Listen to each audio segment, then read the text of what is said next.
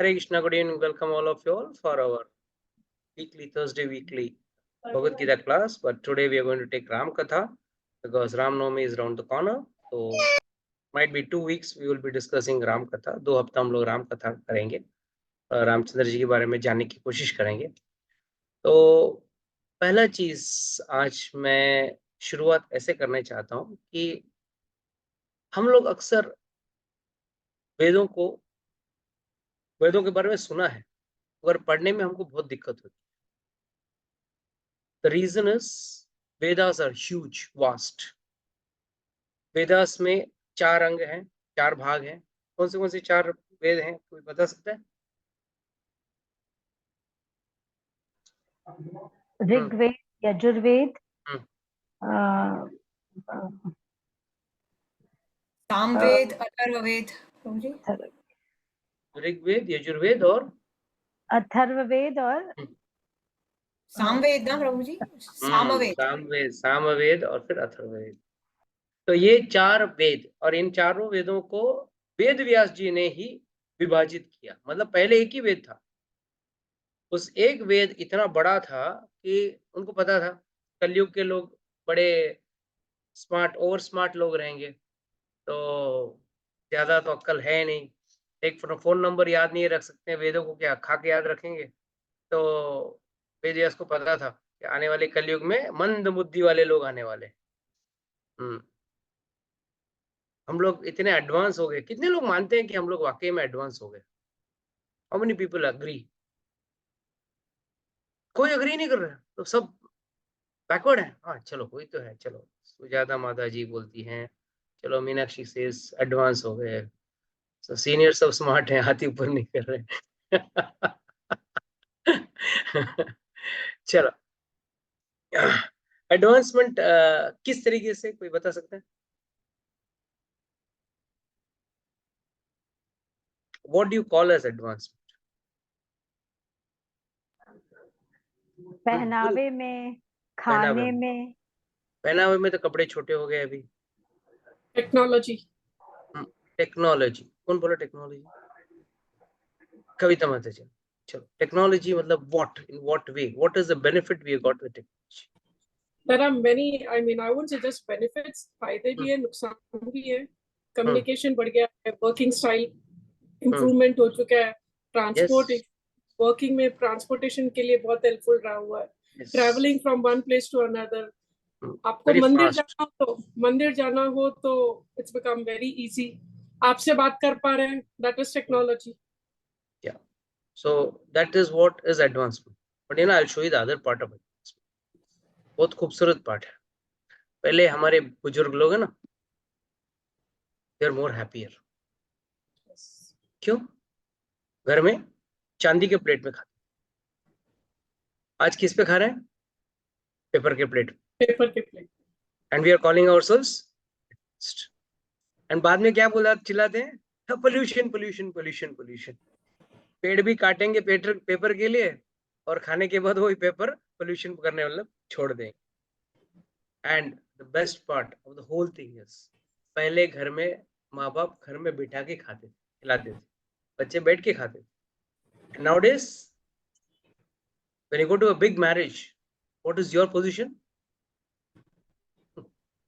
A plate in hand, standing before the pani puri counter, standing outside every counter, and okay, रुको. So advancement is good, but advancement is not in the true sense. One should really advance in the spiritual front, and Vedvas knew very well कि हम लोग in the आध्यात्मिक दुनिया में हम आगे नहीं बढ़ेंगे. इसके लिए हमको सरल करने के लिए हमारे पूर्व आचार्यों ने महाभारत और रामायण नाम के 2 इतिहास दिए. What is Ramayana and Mahabharata? आप लोग ने पंचतंत्र का नाम सुना है किसी ने? पंचतंत्र की कहानियां, उसका एक्चुअल रीजन कैसे हुआ? How is Panchatantra got created? Does anyone know about that? Because you don't know. My God, that's a problem. सुना New है generation. बहुत ही बचपन में कुछ पंचतंत्र कुछ तो था। कुछ पंच वो प्रभु जी एक राजा था, उसके 4 बेटे थे, हाँ, वो थोड़े अकल में कम थे, हमारे जैसे, मेरे जैसे, मतलब अक्ल में कम नहीं थे, ये बुद्धिमान थे, बट बैठ के पढ़ाई करने को पढ़ाई तैयार, नहीं करते। पढ़ाई करने को तैयार। उनके लिए वो ऋषि ने फिर कहानियों के सहारे उनको पढ़ाने की कोशिश की। राइट। कहानी के स्वरूप में विष्णु हाँ? Vishnu Sharma, oh, he was the auditor and the Vishnu Sharma, yeah. writer. So, okay. That's what I know. तो what was the point is, बच्चे वहां सीखने को तैयार नहीं थे, बच्चे मस्तीखोर थे, और बच्चों को सबसे अच्छी चीज क्या अच्छी लगती है? कहानियां। तो कहानी के स्वरूप में ये पंचतंत्र जितनी भी कहानियां थी, उससे कितनी कम आ जा रही है प्रभु जी की। you can understand the actual message. इसके लिए हर पंचतंत्र की कहानी के पीछे एक मॉरल, एक सीख रहती है, और वो सीख के लिए एक कहानी बताई गई। उसी तरह हमारा ये इतिहास जो है, रामायण और महाभारत, दोनों हमको बहुत गहरा ज्ञान देता है, और हर मोड़ में, दोनों रामायण और महाभारत के दोनों मोड़ में बहुत गहरी ज्ञान छुपी हुई। अगर हम लोग इतना ज्ञान से अगर पढ़े तो, अगर द प्रॉब्लम इज हम लोग पढ़ते नहीं। Simple story I will tell. सब लोगों को पता है कि कुंती महारानी को शादी के पहले बच्चे हो गए थे। कौन सा बच्चा, वो नाम, कौन सा बच्चे का नाम क्या था? अंगराज कर्ण। कर्ण पैदा हुआ। Very good. अब इस कहानी से हमको क्या सीख मिलती है? What moral do we get? हमको क्या सीख मिलती है? That's why I told, Mahabharat की हर कहानी के, पूरे ग्रंथ के हर मोड़ में कुछ ना कुछ सीखने को मिलेगा। कुछ बेवकूफ लोग क्या कहते हैं? This is false, this is mythology. अरे माइथोलॉजी क्यों भाई? जब तुम्हारे स्पाइडरमैन हो सकते हैं तो हमारे हनुमान क्यों नहीं हो सकते हैं? तुम्हारे स्पाइडरमैन में भी mythology, but our Hanuman is not mythology. You may have, people have got apprehensions that, oh, these are all not true, but it's really a great tragedy that people don't understand. All this has happened, and this has happened for us to learn something. कहते हैं कि दुर्वासा मुनि आए थे कुंती भोज के राज्य में। कुंती भोज was the father of Kunti महारानी, और उन्होंने बहुत अच्छी सेवा की थी। कुंती महारानी ने दुर्वासा मुनि का बहुत बढ़िया सेवा किया, एक से एक बड़े पकवान बनाए, अच्छे खाना किया, अच्छा उनका सेवा सब किया। दुर्वासा मुनि इतने खुश हो गए, और उनको पता था कि आगे जाके इसको इन मंत्रों की जरूरत पड़ेगी। इसके लिए उन्होंने ऐसे मंत्र दिए जिसके जाप करने से उस देवता का अनुग्रह से एक पुत्र प्राप्त हो। और उन्होंने जैसे मंत्र दिया, कुंती महारानी ने बोला, अरे ऐसा कोई मंत्र हो सकता है क्या? Let me also take a trial run करके देखती हूँ। एंड उन्होंने तुरंत सूर्यदेव को देखा और पूछा, और तुरंत उसको बच्चा हो गया। This story is not just for friction, it has got a very in-depth understanding. अगर कोई बच्चा 10 या 15 साल का बच्चा है, उसको बाइक चलाने की बहुत शौक है, और उस बच्चे को किसी ने रेसर बाइक लेके दी, उसके माँ बाप ने अगर रेसर बाइक लेके दी क्योंकि उनके पास पैसे हैं, तो क्या वो बच्चे के लिए फायदेमंद होगा? It will be disastrous. अगर वही बच्चा जब 30 साल का हो जाता, मतलब मैच्योर हो जाता है, बड़ा हो जाता है, तब माँ बाप कोई इंटरफियर नहीं करते, तो रेसर बाइक ले या रेसर कार ले, जो भी हो। क्यों? He is mature enough to handle the things. The same way, Durvasa Muni, in this whole Mahabharata, this small Leela is giving this understanding that when Kunti Maharani was given this mantra, she was not mature enough. वो इतनी बड़ी नहीं थी कि उस मंत्र को सही समय पे इस्तेमाल करने का उसका ज्ञान तब तक उतना बड़ा नहीं। सो प्लीज अंडरस्टैंड, हमारे लिए इतिहास दैट इज रामायण और महाभारत बहुत जरूरी है, बहुत मतलब बहुत जरूरी। And it teaches us very important morals and more important ways in which we have to lead our life. हमारा जीवन कैसे जीना है ये हमको उससे सीखने मिलेगा। So let's come back to our story, that is Ramayan. तो रामायण में मैंने रामचंद्र जी की कहानी के बारे में, बर्थ की जन्म के बारे में कई बार बोला है, इसके लिए आज संक्षिप्त में बोलूंगा। I won't be taking in detail. Dasharath Maharaj बहुत दुखी थे, उनको एक पुत्र चाहिए था। पुत्र क्यों चाहिए? पुत्र क्यों चाहिए? दहेज अच्छा मिले, हाँ अच्छी बहू लेके आए, साथ में दहेज, खूब सारा दहेज लेके आए, माँ बाप का पूरा जिंदगी भर का तपस्या का फल वही है ना, दहेज ही है ना। अरे पुत्र, the शब्द पुत्र comes from नरका which is called as पूत। पूत नाम का एक नरक है, और पुत्र वो होता है जो माँ बाप का श्राद्ध करके उनको पूत नाम के नरक में जाने से बचाता है। फॉर एग्जाम्पल, अगस्त्य मुनि एक बार साउथ में, he had crossed the Vindhyachal Parvat and gone to the South India. He is supposed to be the father of Tamil language. तो वहां घूम रहे थे, तो अचानक उन्होंने पेड़ पे देखा कुछ लोग उल्टे लटके हुए।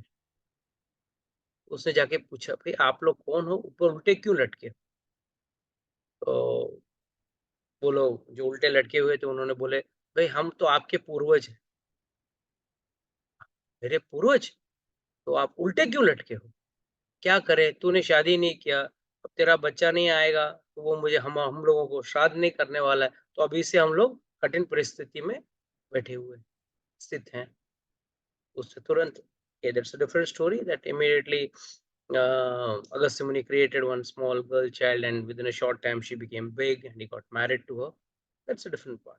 So कहने का मतलब क्या है, पुत्र का होना बहुत जरूरी है, और किस दृष्टिकोण से? आध्यात्मिक दृष्टिकोण से, ना कि भौतिक। भौतिक दृष्टिकोण बहुत ही ओछा, बहुत ही चीप तरीके से सोचता है। So when Dasharatha Maharaj was not having a son, he was very sad. But many of the people don't know that Dasharatha Maharaj had a daughter, जिनका नाम क्या था? उनका नाम, दशरथ महाराज का बेटी का नाम किसी को पता नहीं? Shanta. Shanta, right? Shanta was the name. And why Shanta was दो बेटी होने के बावजूद वो क्यों बोल रहे थे मुझे पुत्र नहीं था? उन्होंने अपनी बेटी को अपने दोस्त रोमपाद को दे दी थी। रोमपाद को देने का कारण क्या था? उनको कोई पुत्र नहीं था, कोई बच्चा नहीं था, कोई संतान नहीं। और जब इसकी भविष्यवाणी हुई कि शांता जब जन्म हुई, तब उसकी भविष्यवाणी हुई कि इससे देश में अच्छी चीज नहीं हो, देश के ऊपर विपत्ति आ सकती है। तब उन्होंने उस बच्चे को रोमपाद, अपने मित्र रोमपाद को दे दिया। तो दशरथ महाराज जब दुखी थे, उन्होंने सोचा क्यों ना मैं अश्वमेध यज्ञ करूं। और जब अश्वमेध यज्ञ करने के लिए सोच रहे थे, तब सुमंत, उनका सेक्रेटरी बोलिए, ड्राइवर बोलिए, जो भी बोलिए, खास मंत्री थे, उन्होंने उनको बोला कि देखो, मैंने कई साल पहले जब आप छोटे बच्चे थे, तब मैंने सुना था ऋषि मुनियों से और सनत कुमारों से, 4 कुमारों से, कि आपको 4 पुत्र हो। तो उसके लिए क्या करना होगा वो भी उन्होंने बताया था कि आपके जब अश्वमेध यज्ञ करोगे, तब आपका मित्र रोमपाद और आपका दामाद ऋषि श्रृंगी, वो आपके जब पुत्र कामिष्टि यज्ञ करेंगे, तब आपको पुत्र का प्राप्ति हो। तो ऋषि श्रृंगी का स्टोरी तो मैंने विस्तार में बताया है, बट फिर भी शॉर्ट में वापस बता देता हूँ। मेरा ठीक है, मेरा बच्चा है। तो शॉर्ट में मैं बता देता हूँ।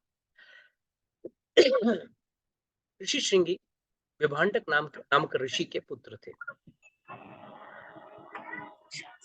उनका जीवन में उन्होंने कभी कोई स्त्री को नहीं देखा, और रोमपाद जो राजा थे उनके राज्य में, अंग राज्य में बहुत बड़ा अकाल पड़ा। और अकाल पड़ने का कारण क्या था पता है? एक ऋषि मुनियों के साथ, साधु संतों के साथ उन्होंने थोड़ा गलत तरीके से बात कर लिया। जैसे ही साधु संतों को बहुत खराब लगा, वो लोग ने उस देश को छोड़ के चले गए। तुरंत उस देश में अकाल पड़ा। What do you understand from this? हमको क्या सीख मिली? It is you have to understand, जब अधर्म बढ़ेगा, साधु संतों को दबाया जाएगा, तो तब उस देश पे अकाल पड़ने का संभावना है। अकाल दो कारणों में पड़ती है। जब too much of animal killing. Today nowadays there's a new terminology, animal farming. You know that? Animal farming. They just farm, they breed animals to be killed and eaten. And Western countries are not changing. But the worst part is our country is going the wrong way. So ये दो चीज अगर होते हैं ना, जहाँ धर्म सही नहीं होता और जहाँ पे मांस भक्षण ज्यादा होता है या जानवर कटती है, वहां पे अकाल।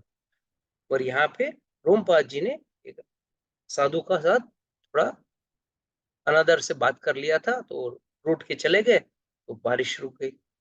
तो सभी राजा के मंत्रियों ने, उनके ज्योतिषियों ने, सबने बोला कि एक ही तरीका है। बाजू के शहर में एक विभांडक नाम का ऋषि है, जिनका पुत्र है रोमपाद। अगर ऋषि श्रृंगी, उनको अगर आप लेके आते हो यहाँ पे, तो इस देश में बारिश हो सकती है। और इसका खासियत ये था कि विभांडक ऋषि ने कभी भी अपने पुत्र को किसी भी स्त्री को देखने नहीं दी। तो उसने कभी स्त्री देखा ही नहीं था। तो जब यहाँ पे राजा रोमपाद सोचा कि कौन भेज जाएगा, कौन? ये सब डरते थे विभांडक के ऋषि के श्राप से। तो कुछ नर्तकियां यहाँ से तैयार हुई, उनको गणिका कहते हैं। और ये गणिका वहां गई और वहां जाके उसको ऊपर उसके साथ बात करने लगी, वो अट्रैक्ट करने लगी। और वो पहले सोचने लगा, ये कौन है भाई, ये कौन से साधु है, ये किस आश्रम से आए हैं और इनका शरीर क्यों ऐसा है, ये तो आम साधु की तरह दिखते नहीं। उनको इसको ये भी पता नहीं था कि ये कोई स्त्री है, उनको उसको ये भी पता नहीं। किसी भी तरह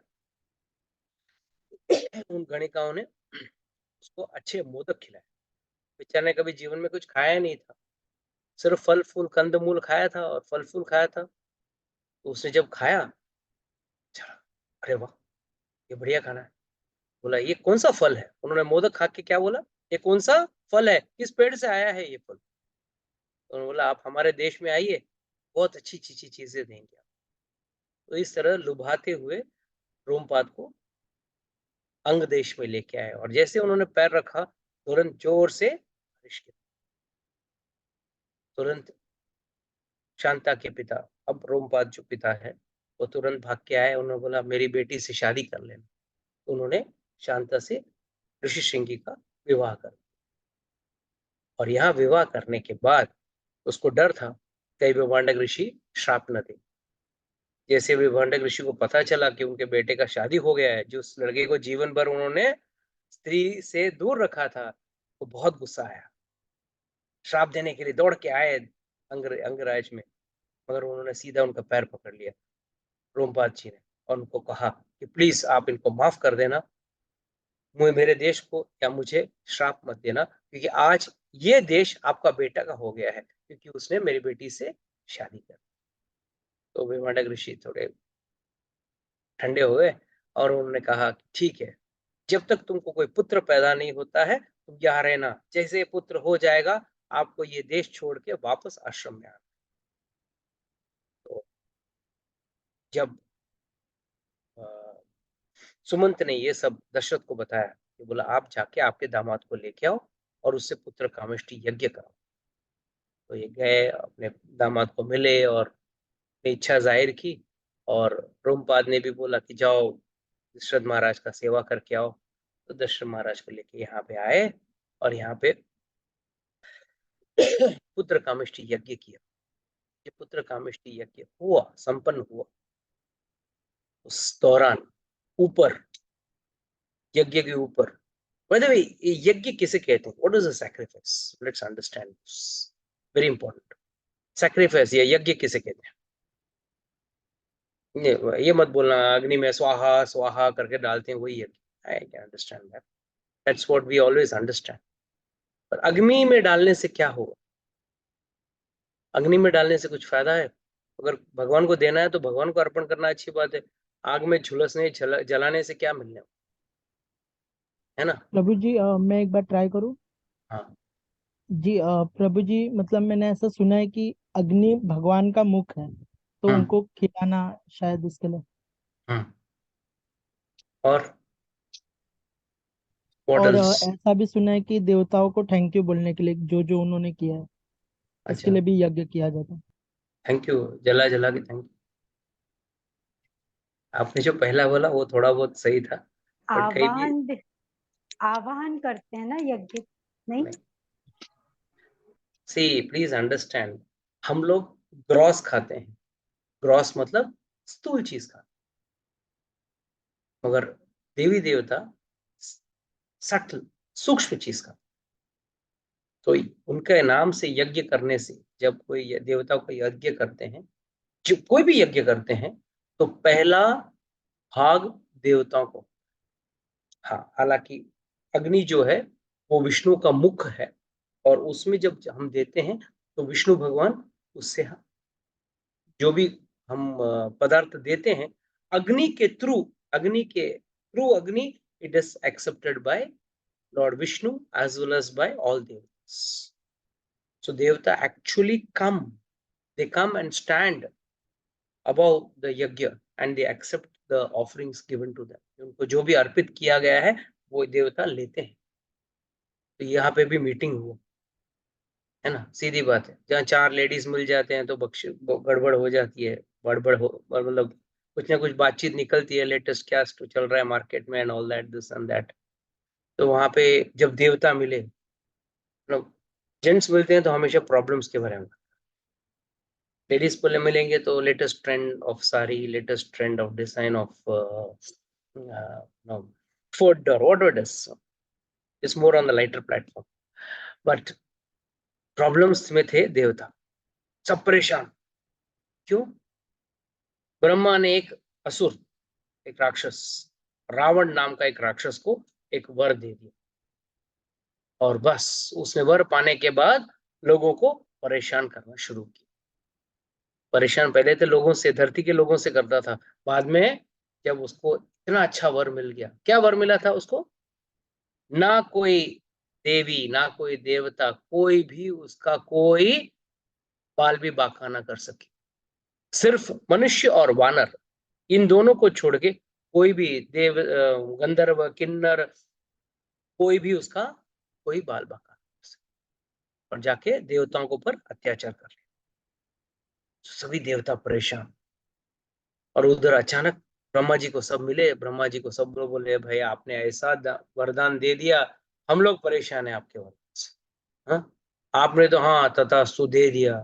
तो ब्रह्मा जी ने बोला पहले तो उसने अमर होने का वरदान मांगा था, तो मैंने क्या बोला उसको, अमर तो मैं खुद नहीं हूं, तुझे कैसे करूंगा अमर? ये देवी देवता को भी मरना पड़ता है, भले उनकी आयु लंबी हो मगर उनको भी मरना पड़ता है। सिर्फ इतना ही अंतर है। भगवत गीता में भगवान कहते हैं कि भाई एक छोटे से कीटाणु से लेके आप ब्रह्म भुवनालोका पुनर्वर्तते तिरो arjuna, up to Brahma, smallest पतंग, कीट पतंग है ना, कीड़ा है, सबको मरना है। ये अंतर है कि देवताओं का, हमारा जो 6 महीना है उनके लिए कितना दिन है? हम लोगों का 6 महीना क्या है? एक साल में 6 महीना हमारा 1 साल होता है, 1 साल में 12 महीने होते हैं। तो हमारा जब 12 महीने पूरे होते हैं तो हमारा 1 साल पूरा होता है, और देवताओं को क्या होता है, 1 दिन पूरा। 6 महीने का 1 रात, 6 महीने का दिन। इसके लिए देव उठन एकादशी होती है और देव शयन एकादशी होती है। देव शयन एकादशी का दिन भगवान सभी देवता हो जाते, उनका रात शुरू हो जाता, तभी तो हमारे यहाँ गणपति वनपति सब चालू हो जाते। जितने भी देवी देवता का पूजा है वो देव शयन एकादशी से लेकर देव उठन तक होती है। देव उठन के बाद कुछ ब्रह्मा जी ने बोला, देख भाई मैंने तो पहले ही बोल दिया, तो अमर तो नहीं हो सकता, मरना तो पड़ेगा तुझे। हाँ, मगर उसने तुरंत, असुर भी हमेशा स्मार्ट रहते, LIC पॉलिसी कैसे निकालना इन असुरों से सीखना चाहिए। हाँ, नो लूप होल्स पड़ते हैं, ठीक है, ना कोई देवता मारे, ना कोई दानव मारे, ना कोई ये मारे, ना वो मारे, कोई जानवर नहीं मारे, कोई नहीं मारे। हिरण्यकशिपु ने भी ऐसे ही वरदान मांगा था ना, पहले उसने भी अमर होने का वरदान मांगा था। जब वो अमर नहीं हुआ तब उसको क्या कहा गया, क्या बोला उसने, ना कोई मनुष्य मारे, ना कोई जानवर मारे, ना कोई अंदर घर के अंदर मारे, ना बाहर मारे, ना धरती पे मारे, ना स्वर आसमान पे मारे, ना लिस्ट बना दिया। उसको लगा मैं अमर हूं। और भगवान क्या करते हैं, हर असुर का अंत उसके ही तरीके से, उसका ही वादा पूरा करते हुए करते।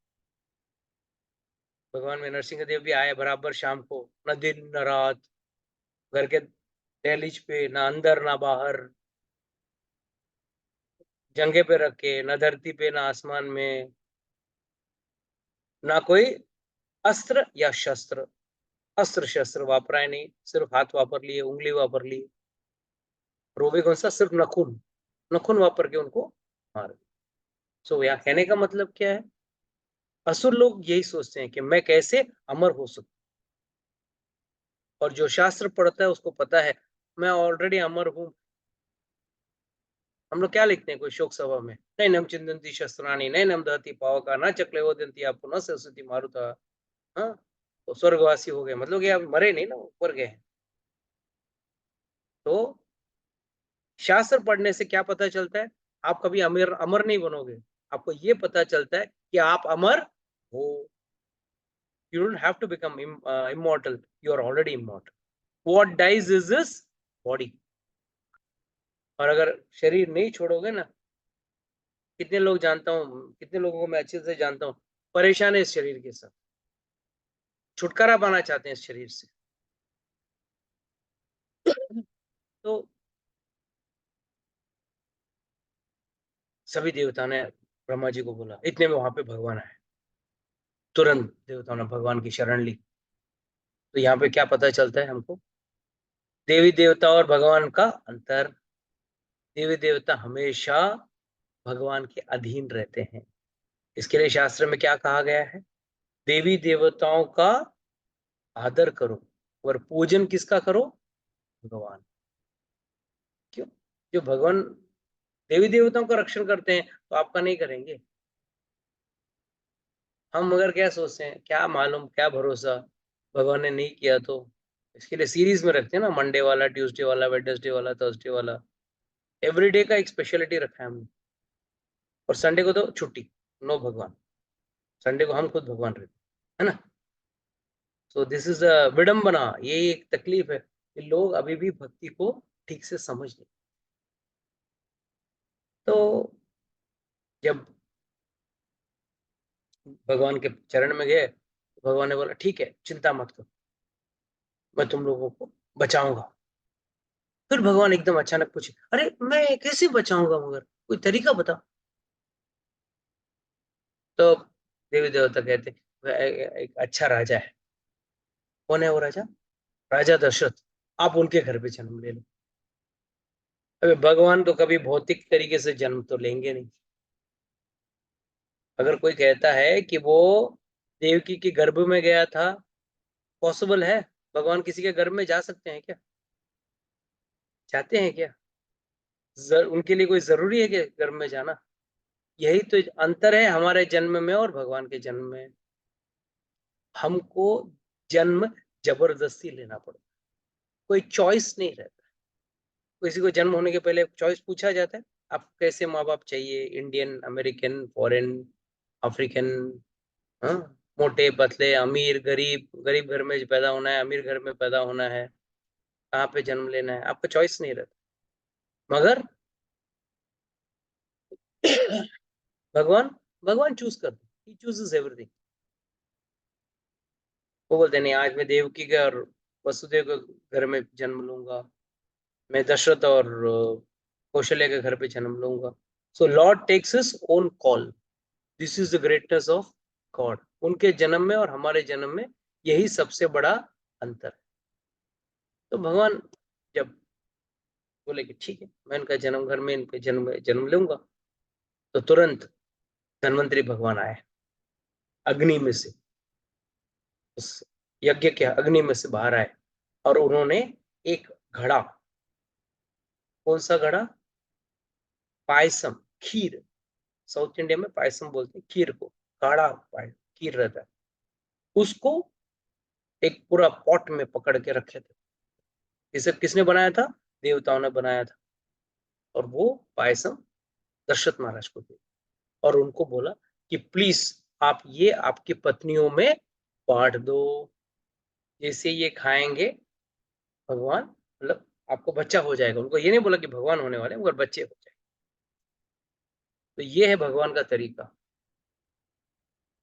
कोई औरत हमारे भौतिक दुनिया में, कोई औरत खीर खा के माँ बन सकती है?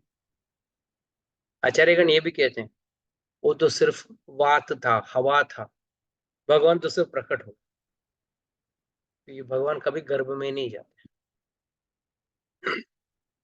तो जब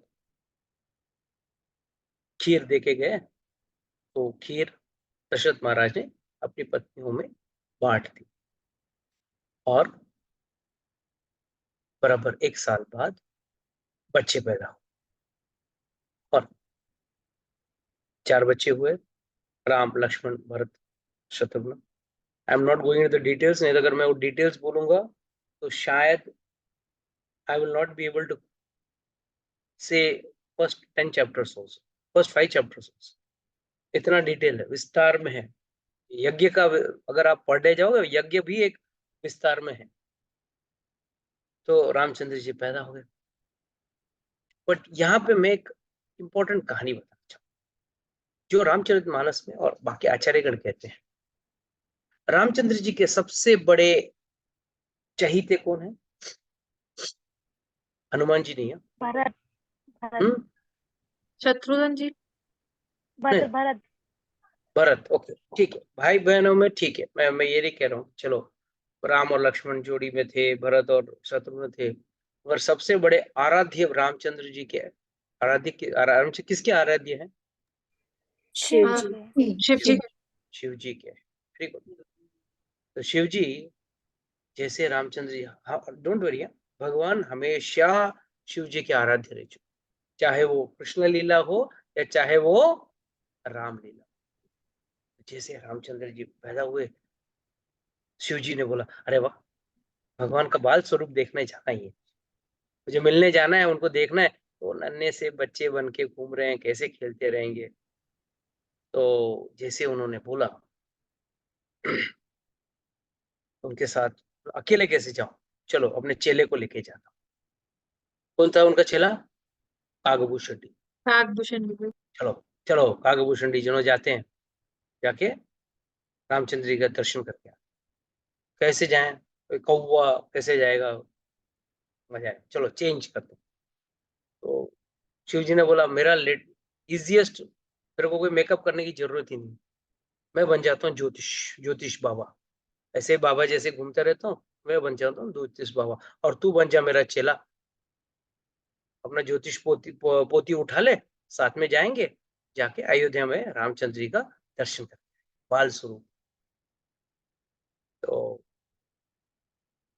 आप लोग ने नागभूषण जी का वो लीला तो सुना ही होगा, जब रामचंद्र जी बाल स्वरूप में खेल रहे थे, और कागभूषण जी कौवे के स्वरूप में उनके सामने आए थे, और रामचंद्र जी उस कौवे को पकड़ने के लिए जा रहे थे और कौवा बराबर पीछे कूद के जाता।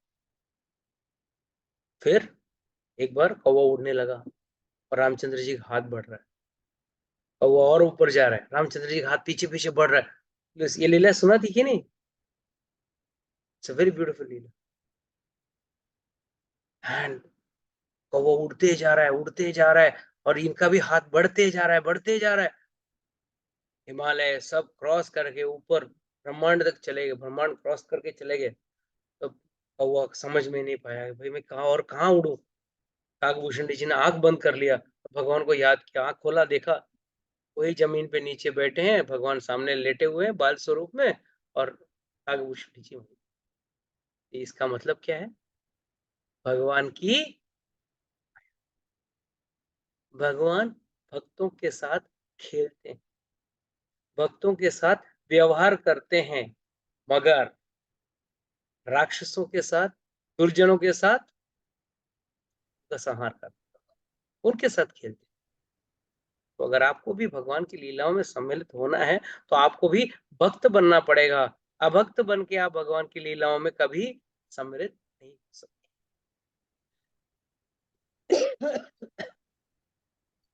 तो उधर रामचंद्र जी बाल स्वरूप में बैठे हुए, उनको पता है शिव जी आए हैं, तो बोला चलो देखते हैं शिव जी क्या प्रयास करते हैं। तो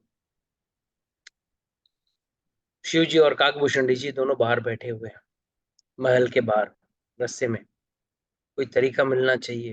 तो मालूम है वो चेला जो रहता है हमेशा बड़बड़ करते रहता है, चिल्लाते रहता है। जोर से बोलने लगा, एक औरत जाने लगी वहां से, अरे मैया इधर आओ, देखो कैलाश से बाबा आया है, बहुत तपस्या किया उसने कैलाश में। हाँ बहुत अच्छा ज्योतिष है, आप आपका हाथ दिखाओ, आपका ज्योतिष सही सही बता। तो वो औरत बोली अच्छा हाथ देख के बता दोगे? ठीक है। तो उसने तुरंत अपना हाथ आगे किया। जैसे उसने आगे किया, हाथ देखा, काफी हद तक सही बातें बता दी। ज्योतिष का है ना सबसे बढ़िया बेस्ट एक ही आंसर बोलना चाहिए। जब भी कोई लेडीज हाथ दिखाए ना, एक लाइन बोल देना, हर लेडीज का विश्वास बन जाए। अरे आप जितना मेहनत करते हो उसका फल आपको मिलता है, बस। इसमें कोई ज्योतिष नहीं है। मगर वो जैसे वो बोला हाँ, हाँ, हाँ, बाबा जी आप सही बोले, जिंदगी भर का मैं ही तकलीफ उठाती हूँ और मेरा कोई फल। अरे कौन सा फल, किस चीज का, किस मेहनत का, बस कुछ नहीं। माता जी म्यूट हुई। तो पॉइंट इज उसी तरह शिव जी ने भी सही एम्बिग्युअस आंसर दे दिया, common, like how no paracetamol is common for everything, तो ऐसे कॉमन आंसर दे। तो औरत बहुत खुश हो गई, अरे क्या बाबा कहाँ से आए, क्या घोर तपस्या किया आपने, अभी जाके राजमहल में बताती हूँ, आपने बहुत सही बताया। तुरंत गए। वो लोग भी ये भी चाहते थे कि भाई कोई राजमहल में जाए, हमको बुलाए, that was his plan also. तो राजमहल में गई और कौशल्या रानी की सेवक थी, उसने बोला अरे देखो आपको पता है बाहर एक ज्योतिष आया है, बहुत अच्छे बाबा है। अच्छा, उसने बोला ठीक है बुलाओ उस बाबा जी को, देखते हैं आपके बच्चे के बारे में सही से बताएंगे। अच्छा, देखते हैं, बुला। तो जैसे बुलाने गई तो बाबा जी को बोला चलिए आप आइए। तो पीछे पीछे काकभूषण जी ने भी अपना झोला उठाया, निकले। ओ सॉरी, एक्सक्यूज मी, ये सिर्फ राजमहल है, सिर्फ यहाँ एक व्यक्ति जा सकता, दो जन नहीं जा सकते। तो काकभूषण जी ने बोला अरे और मुझे तो जाना ही है। शिव जी ने बोला क्या करें, नसीब नसीब की बात है, सबकी तकदीर अलग होती है ना। तो काकभूषण जी ने बोला वाह, अभी ज्योतिष नहीं बने और तुरंत आप नसीब की बात करने लगे। आप मुझे लेके जाओ या तो मैं भांडा फोड़ दूंगा इधर। अच्छा अच्छा अच्छा, शिव जी ने बोला ठीक। देखो अब क्या है, मैं अकेले आता था, ये ज्योतिष मैं बताता हूँ, मगर क्या है मेरी आंखें कमजोर हो गई है, मैं बूढ़ा हो गया हूँ और ये मेरा चेला जो है ना वो देखता है हाथ की लकीरें और मुझे बताता है और मैं उस हिसाब से ज्योतिष बताता हूँ, इसको लेके जाना पड़ेगा। अच्छा तो ये हाथ की लकीरें देखते हैं, इसको लेके जाती हूँ, आप रख जाओ इधर ही। काकभूषण जी चले गए, निकल गए, जाने के लिए तैयार हो गए। तो जैसे काकभूषण जी तैयार हुए, उसने जोर से चिल्लाया, अरे रुक, अब मैं तेरा भांडा फोड़ूंगा। जाएंगे तो दोनों जाएंगे, या तो कोई नहीं जाएगा। तो ऐसा ही होता है, गठबंधन में ऐसा ही होता है ना। और आध्यात्मिक गठबंधन और भौतिक गठबंधन में फर्क है। आध्यात्मिक गठबंधन में भगवान जरूर प्राप्त, जब गुरु और चेला का गठबंधन हो जाता ना, तो भगवान का जरूर प्राप्त हो जाता। और भौतिक दुनिया में जो गठबंधन है, वहां पे स्वार्थ है, सिर्फ खुद का स्वार्थ है। और आध्यात्मिक दुनिया में भगवान को पाने का स्वार्थ नहीं, वही हमारा जीवन का प्रयोजन है। There is a difference. Our purpose, our goal of life is to achieve God. In material world, our goal is to achieve name, fame, power, money. जो कोई काम का नहीं हमारे। तो देखो, ये देखेगा, मैं बोलूंगा, दोनों रहेंगे तो ही होगा काम। तो उसने बोला ठीक है, चलो दोनों चलो अंदर। और जैसे गए अंदर, बाबा जी गए, तो कौशल्या जी ने बोला, अरे बाबा जी तो बहुत खतरनाक दिखते हैं। नहीं नहीं नहीं, कैलाश में थे ना, इसके लिए थोड़ा ऐसे हो गए हैं, पर अच्छे हैं, आपका बच्चे का हाथ देखेंगे। तो उन्होंने बोला, क्या बोला? मैं अकेले में देखूंगा, सबके सामने नहीं देखूंगा बच्चे। और जैसे महल के अंदर गए, रामचंद्र जी का पैर छुए, उन्होंने उनकी परिक्रमा की और वापस आए। नागभूषण जी भी भगवान का दर्शन करके आए। जैसे ये सब हुआ, जब वापस कैलाश पहुंचे, तो वहां पार्वती जी शिव जी को देखी बहुत खुश खुश घूम रहे थे। तो पार्वती जी ने पूछा, है ना, ये तो कॉमन सेंस है ना, कोई भी पत्नी पति को खुश देख नहीं सकती है ना। पति अगर खुश नजर आए तो पत्नी तुरंत पूछेगी, क्यों भाई, आप क्यों खुश हो? तुरंत उसने पूछा, आप क्यों खुश हो? उसने बोला, नहीं नहीं, आज मैं अयोध्या गया था, रामचंद्र जी का दर्शन करके आया, मेरे आराध्य भगवान है, मैं हमेशा उनका नाम जपते रहता हूँ, उनको ही दर्शन करने गया। तो तुम नहीं चलोगी, तुम नहीं गई? अरे वाह, उनको भगवान याद है, मगर जिस औरत ने आपको अंदर लेके गए, वो याद नहीं क्या? इसका मतलब क्या है? जो औरत आई थी पहले, जो हाथ दिखाने के लिए, जो सेवक बन के गई थी वहां का, कौशल्या माता का जो सेवक बन के गई थी, वो और कोई नहीं, पार्वती माता। तो हमेशा याद रखना, देवी देवता हमेशा भगवान की सेवा के लिए तैयार रहते हैं। और हम ही हैं जो भगवान की सेवा करने के लिए हजार नखरे उठाते हैं, हजार नखरे करते हैं, नहीं करना है, आज नहीं करेंगे, कल करेंगे, परसों करेंगे। और देवी देवता हमेशा लगे रहते हैं। तो रामचंद्र जी का बाल काल में कोई ज्यादा बड़ी लीला नहीं, उसका कारण क्या है? What is the reason why Ramchandra ji doesn't have any big leelas happening this childhood time? क्योंकि वो एक कॉमन मैन की तरह आए थे, और नॉर्मल बच्चे का बचपन नॉर्मल ही होता है। More technical answer is, Ravan का क्या था, कंडीशन क्या था? सिर्फ मनुष्य और वानर मुझे मार सकते, और कोई नहीं मार सकता। तो मनुष्य का कारण क्या था? मतलब यहाँ पे मनुष्य का कोई भी मनुष्य बच्चा जो रहता है, वो असाधारण चीजें नहीं करता, साधारण चीजें करता। अगर कृष्ण का, आप कृष्ण की लीला देखोगे, तो वो कई सारे असाधारण लीला किए। तीसरे दिन किसको मारा? पूतना को मारा। फिर बचपन में ही शक्टासुर को मारा, अगासुर को मारा, किसी कोई हथियार लिए बगैर सबको मारा। सोचो कि भगवान है, भगवान को हथियार लेने की जरूरत नहीं, हाथी हथियार बन जाते हैं। दूध पी रहे थे पूतना का, और प्राण भी ले लिया उसका। So what do we understand? Krishna लीला में पहले दिन से वो बता रहे थे, भाई मैं भगवान हूँ। मगर राम अवतार में उनको छुप के आना था। इसके लिए अगर आप रामचंद्र जी की बाल लीलाएं देखोगे, तो कोई बड़ी मेजर बाल लीलाएं नहीं है। मगर कृष्ण की बाल लीलाएं देखोगे, तो कृष्ण लीला से आधी किताब पहले भर जाती। इनफैक्ट वो मथुरा जाने के बाद लीलाएं कम किया उन्होंने, उसके पहले ही सबसे ज्यादा लीला है। तो जब 16 साल के नहीं हुए तो दशरथ महाराज, उस जमाने में ना माँ बाप का एक ही टेंशन हुआ, बच्चों की शादी कैसे। हमेशा यशोदा मैया भी हमेशा टेंशन में रहती, इस काले कलूटे से कौन शादी करे।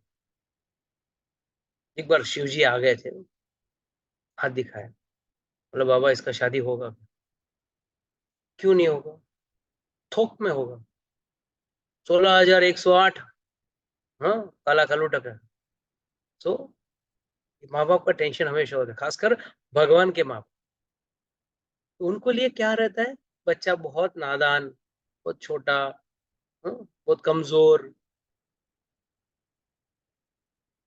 तो दशरथ महाराज भी सोच रहे थे, अरे अरे बेटे का शादी करना चाहिए, अच्छी सी बहू आ जाए, शांति। तो ये जब सोच रहे थे, तभी उसी समय विश्वामित्र मुनि एकदम एंग्री यंग मैन एंट्री करते और जैसे द्वारपाल को बोलते हैं, वह जाके कहो दशरथ महाराज से कि कौशिक आया है, कौशिक महाराज आए हैं।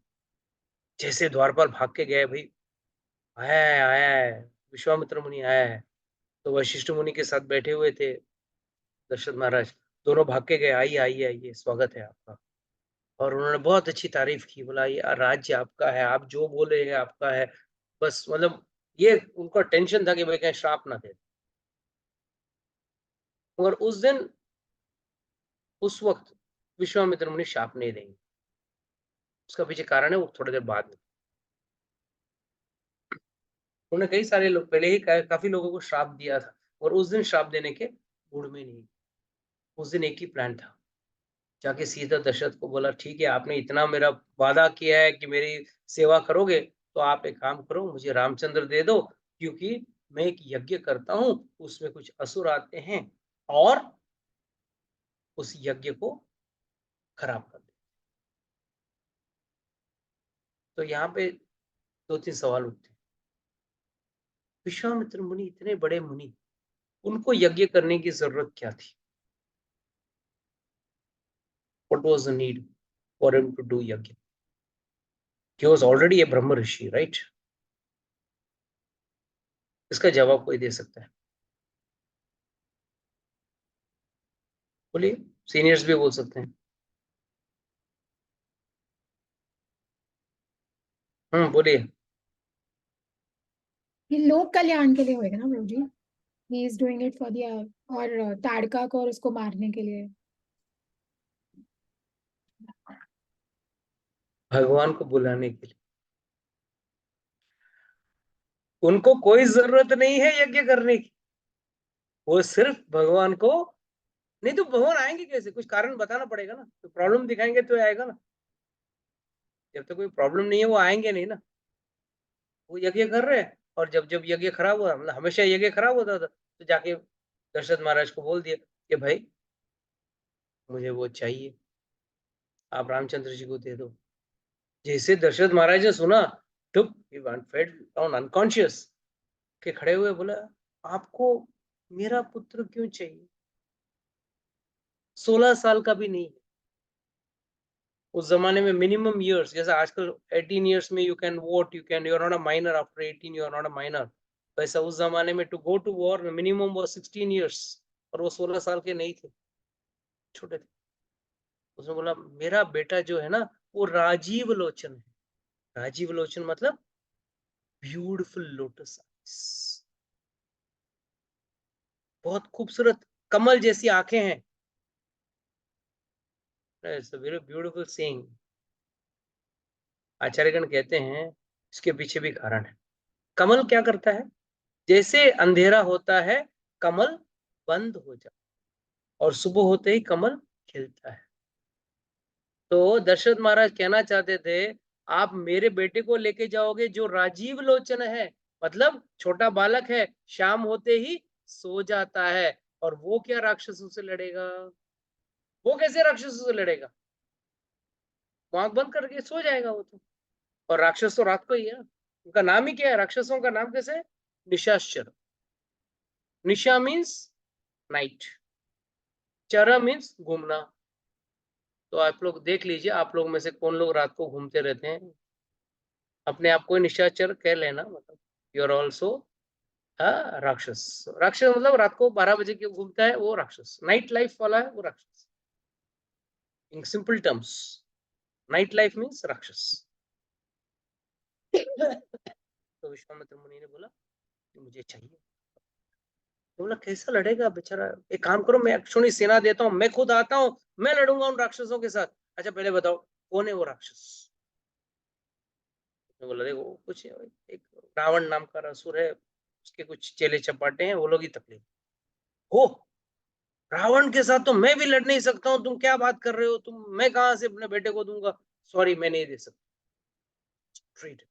Final statement. और जैसे बोला विश्वामित्र मुनि ने क्या बोला, देखो आपका बेटे को कुछ नहीं, आई कैन गारंटी ये कार्य में वशिष्ठ मुनि भी मेरे मेरे बातों से सहमत रहेंगे. जब उन्होंने बोला वशिष्ठ मुनि भी सहमत रहेंगे, उसके पीछे आचार्यों का टिप्पणी है. आचार्यगण कहते हैं वे जिंदगी भर विश्वामित्र और वशिष्ठ का झगड़ा था, मगर इस मामले पे दोनों की सहमति होगी. मतलब जब भगवान की बात आती है कोई विरोध नहीं कर सकता सिवाय राक्षस के. इसके लिए अगर कोई पूछे राम जी का वजूद क्या है, राम जी कौन थे, किसने देखा है, ये सब बातें करता है, वो सिर्फ एक राक्षस कर सकता. ये राक्षस कभी भगवान को मानते नहीं. रावण कभी भगवान को, रामचंद्र जी को माना नहीं. हिरण्यकशिपु ने कभी भी भगवान विष्णु को माना नहीं. इसके लिए भागवत में लिखा है, वो जाके हिरण्यकशिपु जब आए सब जगह ढूंढ रहे थे तो विष्णु भाग गए. और भाग के कहां छुप गए पता है? Where did he hide? Anybody has got any idea? के अंदर आई थिंक उनके अंदर ही छुप गए थे. हाँ उनके हृदय के अंदर ही जाके छुप गए. क्योंकि वो तू सब जगह ढूंढेगा भगवान को, अगर आप अपने आप के अंदर कभी नहीं ढूंढेगा. ये है राक्षस की क्वालिटी. और हमको किसके अंदर ढूंढना है? अपने आप के अंदर भगवान को ढूंढना है. बिकॉज भगवान ऑलरेडी परमात्मा स्वरूप में अपने अंदर स्थित हैं. और योगी उसी के ऊपर तो ध्यान करते हैं ना. जो योगीस होते हैं वो उसी पे ध्यान करते हैं. तो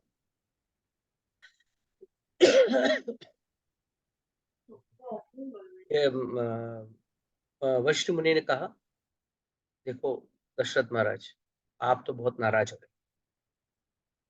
पहला चीज, अगर विश्वामित्र को लेके जाएगा तो उनका फायदा ही होगा, नुकसान नहीं. क्योंकि दशरथ महाराज, क्योंकि विश्वामित्र मुनि राम को सारे अस्त्र शस्त्र का ज्ञान, दिव्य अस्त्र का ज्ञान और कुछ और मंत्र भी दे देंगे, जिससे उसको इस भौतिक दुनिया में इन राक्षसों से लड़ने के लिए फायदेमंद होगा.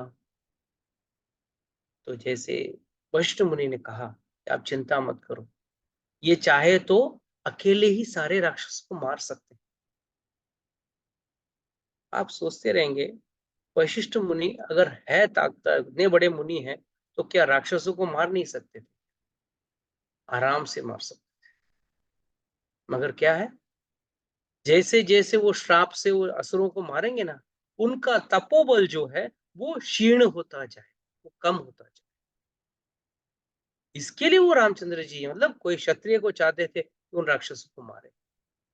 दूसरा, इन राक्षसों का खासियत, जब भी कोई यज्ञ होता है ना, तो उसकी उस भूमि के चारों ओर मंत्र से एक जल छिड़का जाता है, ताकि कोई भी बुरी ताकत उस एरिया में ना आए.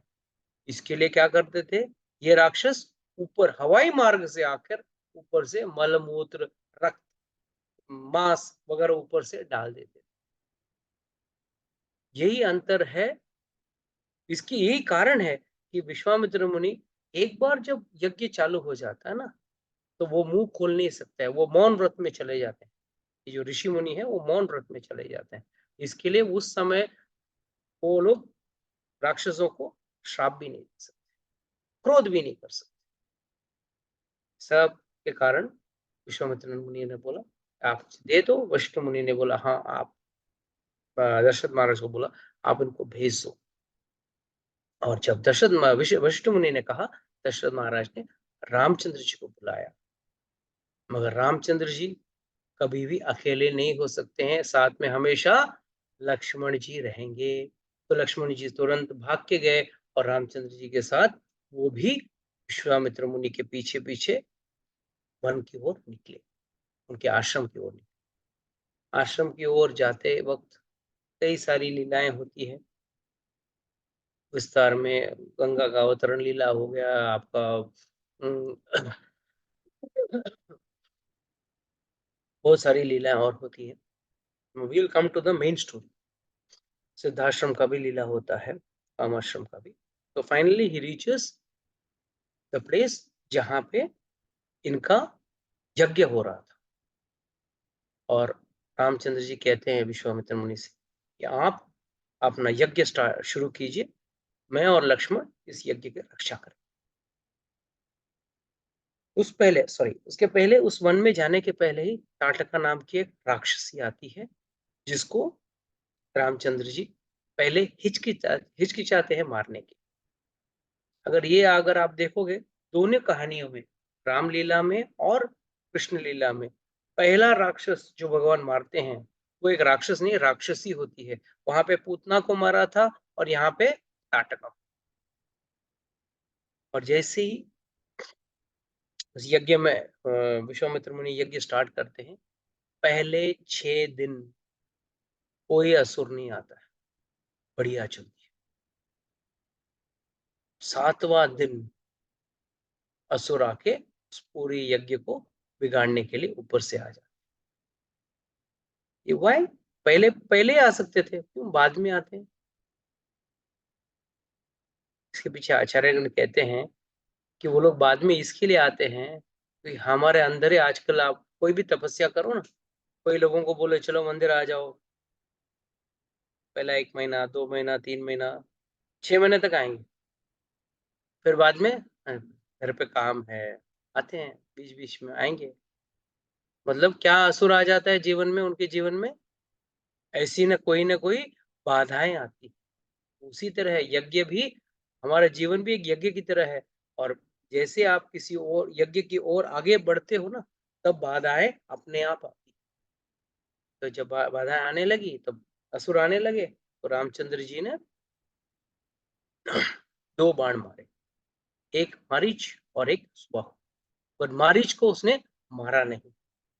It is said a blunt arrow, मतलब ऐसा एरो जिसपे आगे टोक न था, उससे मारीच को मारा और वो जाके दूर 2000 योजन पीछे गिर गए। कुछ लोग कहते हैं जहां मारीच गया वही आज मॉरिशियस है, जहां के गिरा वहां जाके गिरा, मॉरिशियस में जाके गिरा। और फिर सुबाहु को उसने तुरंत मार दिया और मारीच को जानबूझ के छोड़ा था ताकि पीछे लीला में उनका जरूरत था, इसके लिए। ये सब होने के बाद रामचंद्र जी को विश्वामित्र मुनि और बाकी साधु बहुत शाबाशी देते हैं। और यज्ञ होने के बाद कहते हैं कि बहुत नजदीक जनक महाराज अपने पुत्र अपने धनुष का यज्ञ कर रहे हैं। उस यज्ञ में उस स्पेशल धनुष्य को देखने जाना है, वो शिव धनुष्य, उसको देखने जाना है। तो हम लोग जाने वाले हैं, आप भी आइए हमारे साथ। तो भगवान जी भी, वैसे भी उनको जरूरत है, शादी करनी है ना। जब तक वहां जाएंगे नहीं, सीता जी मिलेंगी नहीं, लक्ष्मी जी मिलेंगी नहीं, तो वो भी निकल पड़े विश्वामित्र मुनि के साथ। थोड़ा दूर जाते हैं तो एक खूबसूरत सा आश्रम दिखता है और काफी सन्नाटा वाला। तो रामचंद्र जी पूछते हैं ये कौन सा आश्रम? ये बोलते हैं ये गौतम ऋषि का आश्रम। और यहाँ पे अहिल्या उनकी पत्नी पूरी कहानी बताते हैं। बोलते हैं इंद्र जो था वो एक बार जब गौतम ऋषि का तपस्या बहुत जोर से आगे बढ़ने लगा। इंद्र को डर लगने लगा कि कहीं उसकी कुर्सी ना छिन जाए। जब भी कोई घोर तपस्या करता है ना, पहला इंद्र आके उसका तपस्या को बिगाड़ने की कोशिश करता है। विष्णुवर्धन ने भी किया था, तब आके मेनका को भेजा था ना उसकी तपस्या को भंग करने के लिए। उसी तरह यहाँ गौतम ऋषि बिजी थे, तो उनका तपस्या को भंग करना था। तो क्या करना? क्रोध दिला के वो तपस्या को भंग करना। पर आचार्यगण का कहना कुछ और है। ब्रह्मांड पुराण में लिखा है कि अहिल्या, अहिल्या का मतलब क्या है? अहिल्या नाम का मतलब क्या है? What is the meaning of Ahilya? हिल्या means defect, Ahilya means without a defect. She was so beautiful. अप्सराओं का घमंड तोड़ने के लिए ब्रह्मा जी ने सप्त ऋषियों के अग्नि भस्म से अहिल्या को बनाया था। That is why it is said she was the most perfect looking lady. जब भी कोई परफेक्ट चीज बनती है ना स्वर्ग में, तो पहला चीज इंद्र को उस चीज को भोगने की इच्छा होती। मगर ब्रह्मा जी ने बोला कि मैं इसका विवाह उस व्यक्ति से करूंगा जो इस दुनिया को, ब्रह्मांड को एक ही, जो पहला घूम के जो आएगा। जैसे गणेश जी का कहानी में हम लोग सुनते हैं ना, कि कौन है ब्रह्मांड को घूम के आएगा उसको मोदक मिलेगा। तो गणेश जी ने क्या किया? माता पिताओं का चक्कर मारा और कार्तिकेय जी अपने पिकॉक में बैठ के घूम के आने लगे। आते आते लेट हो गया, ये तो माता पिता का 3 राउंड मार लिया, ब्रह्मांड हो गया, लाओ मोदक लेके खा गए। उसी तरह है यहाँ गौतम ऋषि को सॉरी ब्रह्मा जी ने कंडीशन लगाया कि जो ब्रह्मांड पहले घूम के आएगा उसको मैं अहिल्या से शादी कराऊंगा। इंद्र ने तुरंत अपना ऐरावत लिया, भागा पूरा ब्रह्मांड का परिक्रमा कर। और वहां पे गौतम ऋषि के घर पे उनकी गाय एक बछड़े को जन्म दे रही, और रोज की तरह वो अपने गाय का प्रदक्षिणा कर रहे थे। और जब प्रदक्षिणा कर रहे थे, गाय का आधा मुख बाहर था। तो जैसे उस परिस्थिति में परिक्रमा कर रहे थे, नारद मुनि ने देख लिया। उन्होंने आके ब्रह्मा जी को बोला, अरे इसने तो पूरा ब्रह्मांड की परिक्रमा कर ली। क्यों? जो व्यक्ति गाय, जो बछड़े को जन्म दे रही है, उस गाय की परिक्रमा करता है, वो तो ब्रह्मांड का परिक्रमा करता है। जैसे वो सुना, ब्रह्मा जी ने अहिल्या गौतम ऋषि को दी। उस दिन से इंद्र को अहिल्या को भोगने की इच्छा उसके मन में थी। वो सिर्फ राह देख रहा था कि कब मैं अहिल्या को भोग सकूं। तो इसने, कहते हैं ना, एक पत्थर दो, एक तीर दो निशान कहते हैं ना। हाँ, तो उसी तरह है, मैं अहिल्या को भी भोग लूंगा और गौतम ऋषि को क्रोध दिला के श्राप, उसको क्रोध दिला दूंगा, उसका ये खत्म हो जाएगा, तपोबल खत्म हो जाएगा। तो गपचुप बन के आया।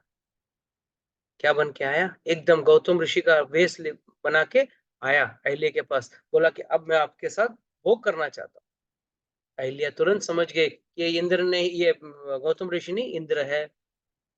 पर अंदर एक उत्सुकता थी, मेरे में क्या है जो इंद्र इसे छुप के मेरे पति के वेश में आके उससे भोग करना चाहता है। तो उसने भी कुछ नहीं बोला, इंद्र की हाँ में हाँ मिलाती हुई गई। और जब वो दुर्व्यवहार करते हुए बाहर निकल रहा था, तब गौतम ऋषि आ गए और गौतम ऋषि ने दोनों को श्राप।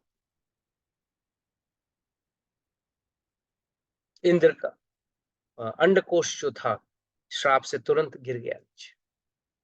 और फिर अश्विनी कुमार उसके अंडकोश को वापस लगाते हैं। एक बकरे का अंडकोश निकाल के उसको लगा, कहते हैं आज भी इंद्र का अंडकोश जो है वो बकरे का है। और रही बात अहिल्या की, उसने बोला तू ये देखना चाहती है ना, इंद्र क्यों मेरे ऊपर इतना मोहित है, इतना क्यों इंद्र मेरे प्रति आना चाहता है। आज से तू वायु भक्षण, हवा खाते हुए एक पत्थर की तरह, पत्थर कभी नहीं बनी, याद रखना। पीपल जनरली से, अरे वो अहिल्या तो पत्थर बन गई थी। पत्थर कभी नहीं बनी। She became insignificantly unseen. जैसे एक पत्थर, इसको अगर रास्ते में आप जाते हो कि कितनी बार, अरे ये अच्छा पत्थर है, ये बुरा पत्थर है, कोई पत्थर को देखता है, निहारता है? पत्थर को कोई नहीं निहारता, क्योंकि वो निहारना जानती थी, अपने आप को निहार रही थी कि मैं इतनी खूबसूरत हूँ, मेरे पीछे देखो इंद्र आया हुआ है, उसको ऐसा श्राप दिया कि तू जा, तो अब एक पत्थर के समान धूल मिट्टी में पड़ी रहेगी और तुझे कोई देखेगा भी नहीं और सिर्फ वायु भक्षण करके रहेगी। जब उसने माफी मांगा तब बोला कि हाँ, जिस दिन भगवान आएंगे उस दिन तुमको इस पाप से, इस श्राप से मुक्त करेंगे। तो तब विश्वामित्र मुनि कहते हैं, जाओ भाई, इस औरत को अपने श्राप से मुक्त करो। तो जैसे रामचंद्र जी जाते हैं वहां पे, तुरंत अहिल्या भगवान का पैर पकड़ते और भगवान अहिल्या का पैर पकड़ते। आप बोलेंगे प्रभु जी क्या है, आप, हमने तो सुना है रामचंद्र जी जाके पैर रखे अहिल्या के ऊपर। जो पर स्त्री का छवि भी, छांव भी, मतलब परछाई भी अपने ऊपर पड़ने नहीं देता, वो किसी स्त्री पे अपना पैर क्यों रखेगा? आचार्यगण कहते हैं, तुलसीदास जी कहते हैं कि हाँ भाई, तुलसी रामायण में लिखा है कि भाई उनका चरण लगे, उनके चरण नहीं लगे, उनके चरण की धूली जाके लगी अहिल्या को, चरण की धूली जाके लगी। वह फोटो में आप लोग देखते हो ना, रामचंद्र जी ऐसा एक पाव उसके ऊपर पत्थर के ऊपर रख के और वो ट्रांसफॉर्म होती है, वो सब फिल्मी मसाला है, असलियत नहीं। सिर्फ चरण धूली भगवान की, इसके लिए हम लोग क्या मांगते हैं, हम भक्त लोग क्या मांगते हैं, भगवान की चरण धूली मिल जाए बस हमारा बेड़ा पार हो जाए। तो उनका चरण धूली जाके लगी। और रही बात वाल्मीकि रामायण, वाल्मीकि रामायण कहते हैं कि उन्होंने उनका आदर सत्कार किया और उसी समय गौतम ऋषि भी वहां पे आ गए और उन्होंने अपने पत्नी को लेके वापस गए। यहाँ पे एक सवाल उठता है कि हाउ कम अहिल्या जैसी औरत ऐसा गलत कार्य कर सकती, कैसे कर सकती? आप लोगों को शायद पता ना हो, पंच कन्याओं में अहिल्या का नाम पहले आता। तो द्रौपदी, जिन लोगों की पत्नियां ज्यादा थी वो सब पंचकन्या में है, 5, कुंती, मंडोदरी, तारा, द्रौपदी और Ahilya. So what does this mean? ये पंचकन्या, इनको कहते हैं कि इनके स्मरण मात्र से आपके पाप मुक्त हो जाते। याद रखना, जब भी एक माँ बच्चे को चलने के लिए सिखाती है ना, तो क्या करती है, बच्चे का हाथ पकड़कर उल्टा चलती है। क्या इसका मतलब यह है कि माँ को चलना नहीं आता है? आता है, और बच्चे को ठीक से चलाने के हिसाब से या उसको सिखाने के हिसाब से कभी कभी माँ को उल्टा चलना। उसी तरह है ये सारी कन्याएं जो हैं, मतलब मंडोदरी हुआ, तारा हुआ या ये हुआ, ये कोई भौतिक लोक में से लोग नहीं है, ये सब लीला के एक भाग है, एक अंग है। और ये हमको सिखाना चाहते हैं कि याद रखना, किसी भी स्थिति में अहिल्या जैसी एकदम पतिव्रता नारी का भी मन विचलित हो सकता है। इसके लिए हमको भी अपने इंद्रियों पे, हमारे मन पे हमको काबू रखना पड़ेगा। ये सभी लोग, हम क्या विश्वामित्र मुनि क्या ऐसे क्रोध करने निकले थे क्या? मैंने आपको पहले बोला था, मैं आपको बाद में बताऊंगा क्यों। एक ब्रह्मर्षि होने के बाद वो क्रोध नहीं कर सकते हैं, वो क्रोध नहीं करेंगे, मगर वो तो भगवान को लेने आए थे। तो भगवान भी बोले भाई आपके साथ जाना है, तो उन्होंने वशिष्ठ मुनि को मुंह से बुलवाया बात। तो याद रखना, कभी भी Ahilya is not a bad lady, she is trying to teach us a lesson which we are supposed to understand. Okay, with this I would like to give a stop to today's Ram Gatha. We'll continue